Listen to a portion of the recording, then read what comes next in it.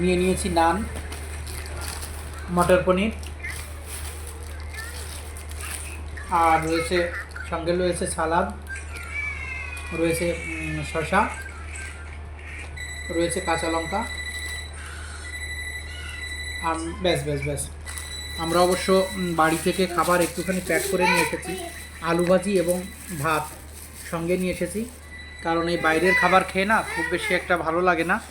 আর এখানে যেহেতু বৃন্দাবন, মথুরা, এখানে পেঁয়াজ রসুন কোথাও আপনারা পাবেন না।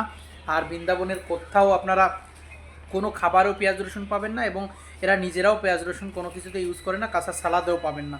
সুতরাং আমরাও কালও নিরামিষ খেয়েছি, আজও নিরামিষ, একদম সাদা খাবার, আলু ভাজা, ভাত, নান প্লাস মটর পনির, আছে সালাদ, কাঁচা লঙ্কা, এই ব্যাস। তো তীর্থ ভ্রমণ করতে গেলে এটা তো অবশ্য ম্যান্ডেটারি যে নিরামিষ খাবার খাওয়া।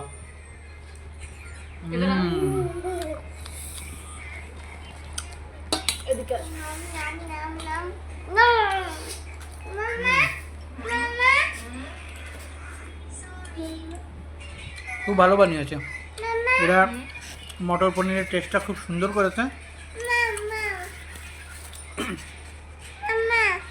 উইথাউট পেঁয়াজ রসুন, দারুণ।